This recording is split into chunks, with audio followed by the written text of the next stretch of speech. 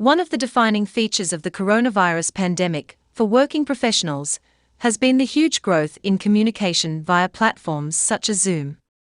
Where previously workers would meet face-to-face, the shutdown in travel and of workplaces has forced so many of us to converse virtually instead. With conferences also heading online, the business travel market has ground to a halt as people have learned to communicate without jumping on a plane to do so. This shutdown of business travel has huge commercial implications for airlines, for whom business travelers are believed to make up around 12% of passengers, but an incredible 75% of profits. Understandably, the industry is keen for things to get back to normal as quickly as possible, and in July, a survey of GBTA members found that nearly half expected domestic business travel to resume again in the United States by autumn. Only a third believed it would take 6 months or more. Of course, international travel is different entirely, with the likes of Qantas suspending all international flights, and many borders shutting for prolonged periods. While there has been a reticence to return to the office after COVID-related shutdowns, there is no such reluctance to hop on a plane for conferences or in-person meetings. This is due in large part to the clear advantage of conducting business interactions face-to-face.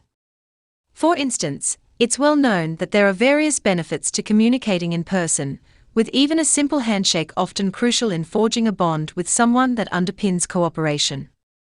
It's also hard to underappreciate the importance of business travel to the economy.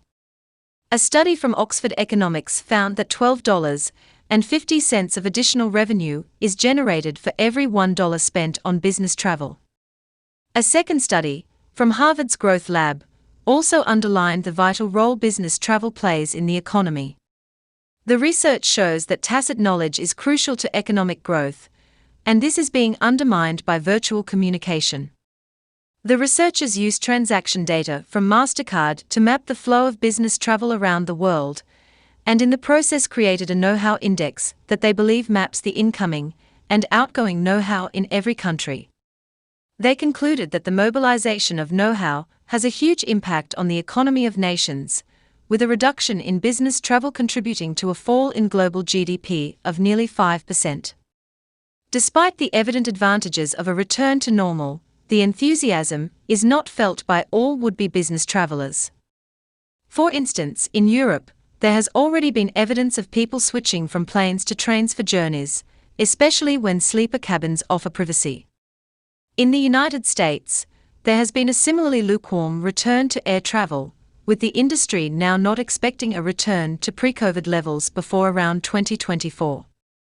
The prospects of a bounce back remain strong, however, not least as the evidence to date suggests that transmission rates from flying are lower than various other forms of normal life, including attending church or eating out. This is due to the medical-grade air filters inside the cabin, which results in very dry air.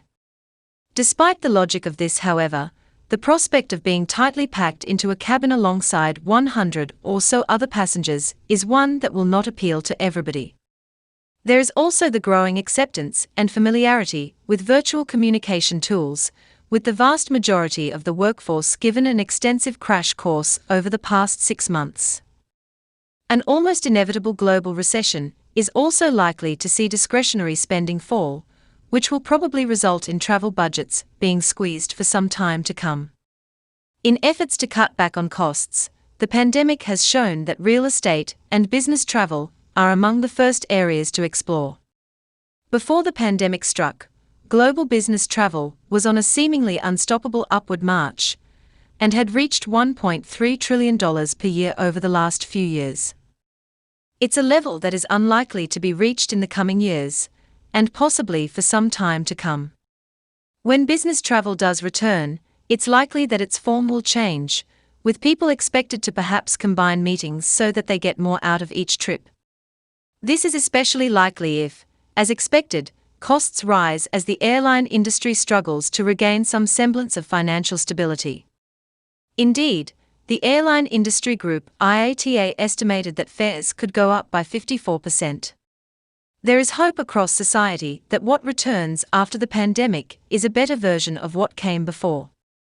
Whether it's cleaner planes, easier transfers, greater connectivity, or environmental friendliness, there is just the same hope for the future of business travel.